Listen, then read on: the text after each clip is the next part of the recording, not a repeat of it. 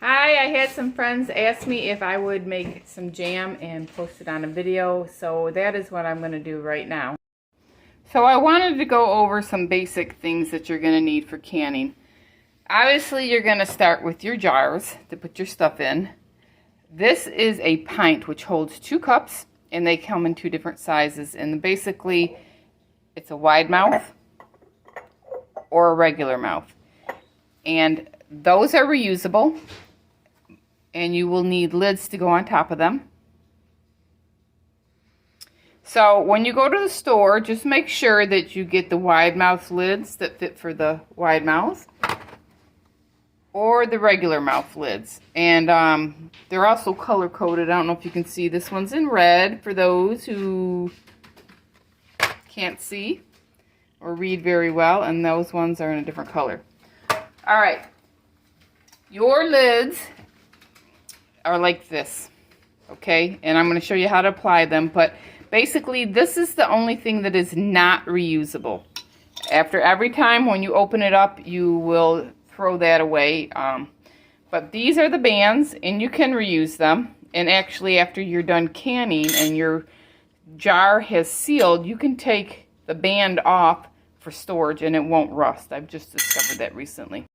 Okay, I wanted to come back and show you guys the different size jars that we had. This is probably the smallest jar that they make. It's probably a half a cup. And I use those if I'm making a batch of jam and I'm not sure if I like the taste of it. Or sometimes you have about a half a cup left and you don't have enough to fill your jars.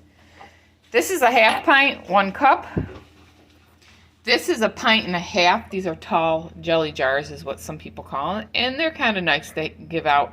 I like to put my jelly in a full 2-pint jar.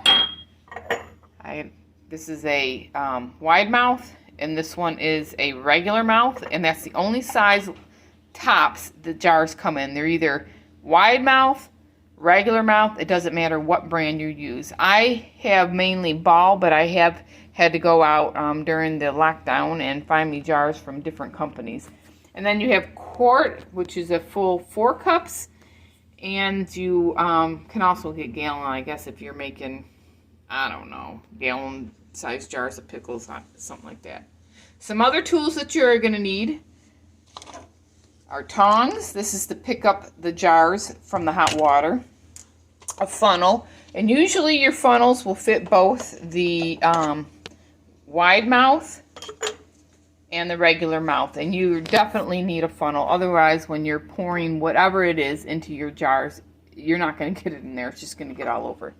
And the last but not least thing that you need is this little magnet tool. And all this is for is so that when you're pulling out your lids from the hot water, you can just basically pick them up and not burn your hands.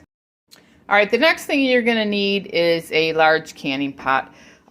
Mine, and most of them that you buy for canning, has a little gauge on here, so when my needle reaches into that green area, I know that my water is hot enough to actually start the water bath canning process. And my pot comes with a lid. It slightly elevates the jar so they're not directly against the pan, and it also helps if I want to lift out my jars all at once or place them in there. Before I get started with anything, the first thing you have to do is sterilize all your jars. You wash them with hot soapy water, rinse them very well. I get my water going, turn the heat up, and I put my jars in there, and then I keep it at a low simmer until I'm actually ready to can. So I take my jars out while they are steaming hot, and they've probably been in there for a good 20-30 minutes, and that's about how long it takes me to make a batch of jam. And so I just basically pull it out hot, dump the water out, and then start filling each jar one at a time and put them on the band. Okay, I am starting with 8 cups of fresh blackberries. I picked these about an hour ago. I soaked them in some cold water with some salt and got all the dirt and debris off of them, and then rinsed them really good, and they're nice and dry. All right, for this recipe, I am using a sugar-free fruit pectin. It's not going to be really sugar-free. I'm only going to use about 3 cups of sugar. Normally, when you're making jams, you're using 6 to 7 cups of sugar per batch. So I'm just going to sprinkle on this pectin like the directions say, and I'm going to stir it up a little bit and let it sit for 5 to 10 minutes. So now that my pectin is set for 10 minutes, I'm just mashing up my berries, and I'm turning on the heat, and I'm going to bring this to a full boil. After my jam comes to a full rolling boil, I'm going to add the sugar, and I'm going to bring it back to a full rolling boil, and then I'm going to boil it for exactly 1 minute. This is the tricky part, and it's, if you don't get this right, this is where your jam will not set up. So a rolling boil is where you can stir it, and it just keeps boiling and boiling till you can't stir down the bubbles. I've got this going at it should be at a high heat, and you just got to constantly keep stirring it. This is the part about jam that I do not like. It's just the little jam splatters all over you, and it can be very hot. But it does taste good when it's done.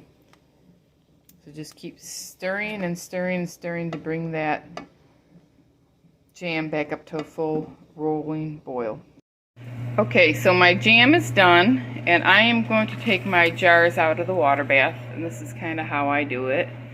1 jar at a time. I know everybody's got their own techniques. And then I'm going to start filling it. Alright, so I got my hot jam. I'm going to start ladling it, bringing my pan as close to my jar as possible. I should scooch this over just a hair so you guys can see. And this is where you can get kind of sloppy. And I'm going to fill my jar up to 1/4 of an inch, which I believe I was told is about the first line on your jar here is 1/4 inch. This second line I was told was 1/2 inch. I'm going to dry that rim off so there's nothing on there. It's nice and clean. If I have any jelly, I've wiped it away. This one's a wide mouth, so I need a wide mouth fan. Going back into my sterile bucket here, or my sterile pan. I'm going to get the water off of this. Put that on. Put my lid on. Your lid is basically used just to hold that. And I'm going to put this, make sure that's firm. Don't want to over tighten it like super tight, but definitely one good, just tighten it up but not over tight. I got 2 more jars that I am trying to fill. And this batch is a low sugar, so it used 8 full cups of fruit and 3 cups of sugar, and it looks like I am probably only going to get 6 cups or 3 full pints out of this. Okay, I have 3 of them in there. It didn't make as much as I wanted to. I'm going to make sure that my jars are covered. Put my lid on, and for a pint, my little arrow is in the green. I'm just going to set my timer for 10 minutes. Take them out and we'll be done. Okay, so my timer went off after processing these for 10 minutes. So at this point I just pull them out. Someone is at the front door. And put them here to cool. Oop, and you wait for that little pop that you just heard on that last one. When all 3 of them pop, it'll pull the lid down, and they'll be flat, and then they'll seal, and they'll be good to, they'll be good to be stored. So, hope you enjoyed that.